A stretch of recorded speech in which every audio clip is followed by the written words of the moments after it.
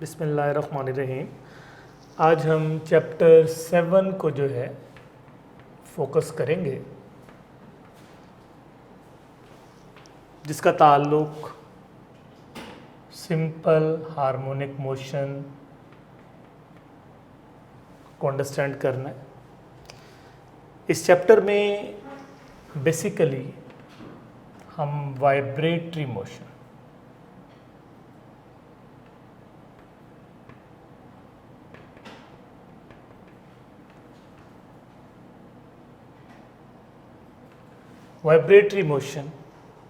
जिसके बारे में आपने पढ़ा होगा to and fro.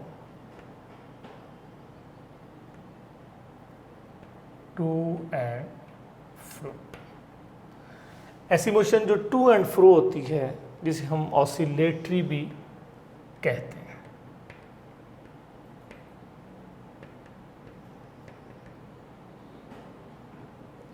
To and fro motion, ठीक है। इसकी एग्जांपल्स में मैस स्प्रिंग सिस्टम,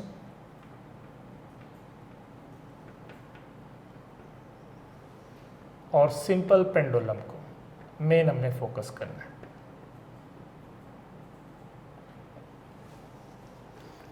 ठीक है। सिंपल हार्मोनिक मोशन का मतलब है कि जब एक्सेलरेशन डिस्प्लेसमेंट के डायरेक्टली प्रोपोर्शनल हो, जबकि एक्सेलरेशन की डायरेक्शन टूवर्ड्स द मीन हो, तो ऐसी मोशन को हम कहते हैं सिंपल हार्मोनिक मोशन। ठीक है। यूनिफॉर्म सर्कुलर मोशन में जब कोई बॉडी मूव करता है तो उस बॉडी का जो प्रोजेक्शन होता है,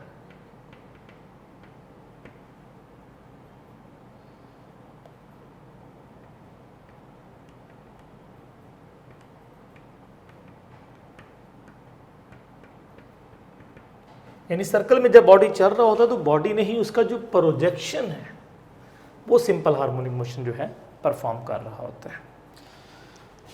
ऐसी सूरत में अगर हम मैस स्प्रिंग सिस्टम या सिंपल पेंडुलम को देखें तो मैस स्प्रिंग सिस्टम में याद रखिए restoring force F physical to kx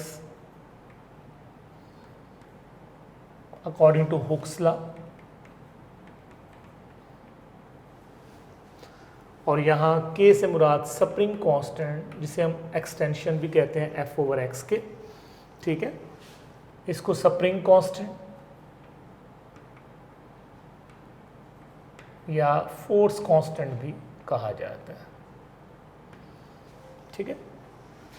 इसका यूनिट अगर हम देखें तो न्यूटन पर मीटर बन रहा है।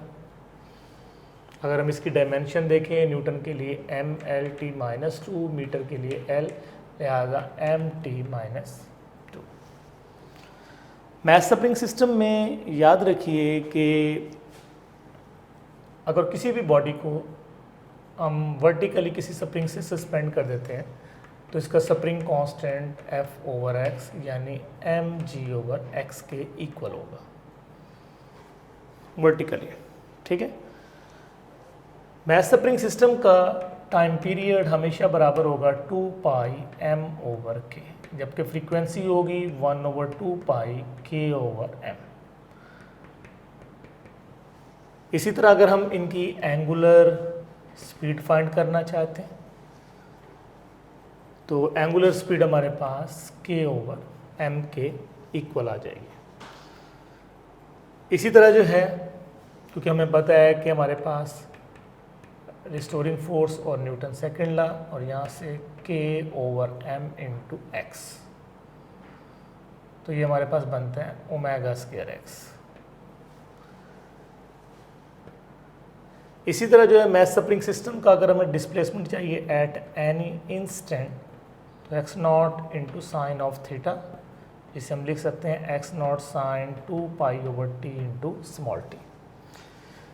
जिस वक्त टाइम की वैल्यू 0 होगी, थीटा की वैल्यू भी 0, उस वक्त डिस्प्लेसमेंट जो है वो भी क्या होगा, 0 होगा। जैसे ही टाइम t/4 होगा, थीटा हमारे पास इक्वल हो जाएगा π/2 के, यानी 90 के, तो उस वक्त बॉडी एक्सट्रीम पोजीशन पे पहुंचा होगा। जैसे ही टाइम t/2 होगा, थीटा बराबर हो जाएगा पाई के, एक्स इंस्टेंट बॉडी यानी मीन पे वापस आ जाएगा। जैसे ही टाइम 3t/4 होगा, थीटा की वैल्यू 3π/2 होगी, तो x हमारे पास बॉडी का नेगेटिव एक्सट्रीम, और जब t equal to capital T तो थीटा इज इक्वल टू 2π, तो x इंस्टेंट हमारे पास क्या हो जाएगा 0।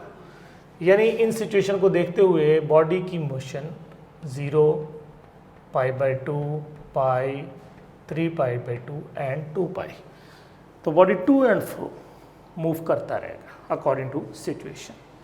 इस तरह अगर हमें मास स्प्रिंग सिस्टम की वेलोसिटी चाहिए, मैक्सिमम वेलोसिटी, तो x नॉट ओमेगा, और ओमेगा की जगह उसी तरह k/m का स्क्वायर रूट। तो ये मास स्प्रिंग की मैक्सिमम वेलोसिटी होगी, और ये वेलोसिटी होगी उसकी at the mean position, mean position पे, ठीक है। जब कोई एक्सट्रीम पे वेलोसिटी क्या हो जाएगी 0, तो फिर वो वापस पलटेगा।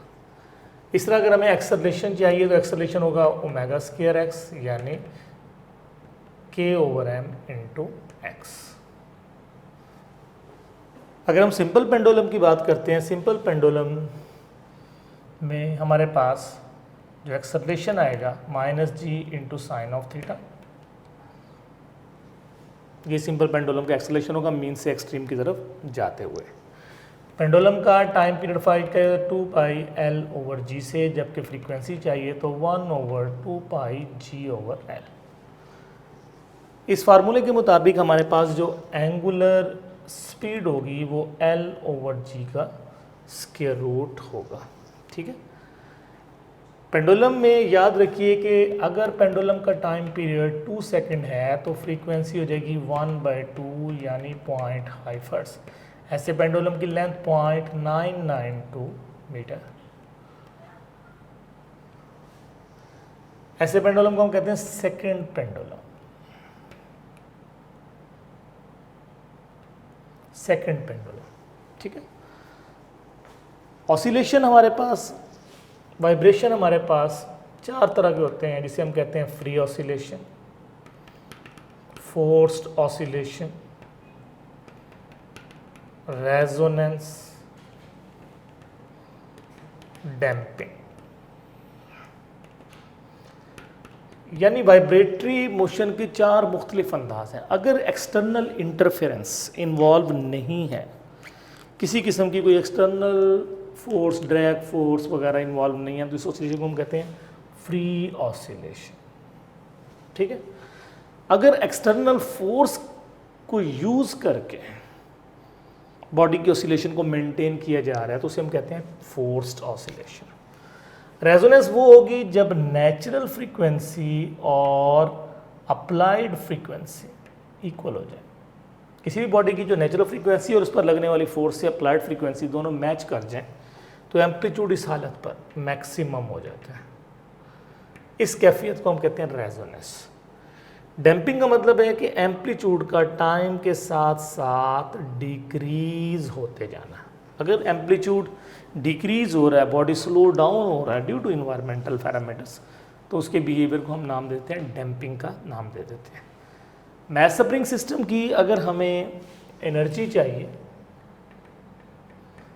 तो ये हमारे पास 12kx0 मैक्सिमम काइनेटिक एनर्जी, और मैक्सिमम पोटेंशियल भी यही फार्मूला होगा, ठीक है।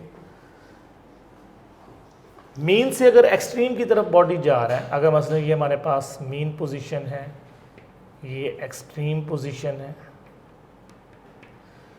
तो मीन से एक्सट्रीम की तरफ जाते हुए याद रखिए कि मीन से जब एक्सट्रीम की तरफ जा रहे हैं तो पोटेंशियल एनर्जी बढ़ रही है, जबकि काइनेटिक एनर्जी क्या हो रही होती है, कम। मीन पर काइनेटिक मैक्सिमम होती है, और मीन से आगे बढ़ेंगे तो काइनेटिक क्या होती जाएगी, कम। ओवरऑल अगर हम देखें तो ओवरऑल टोटल एनर्जी हमेशा कांस्टेंट रहती है, ठीक है। तो काइनेटिक और पोटेंशियल आपस में इंटरचेंज होती रहेंगी जब तक कोई एक्सटर्नल फोर्स इन्वॉल्व नहीं होगी।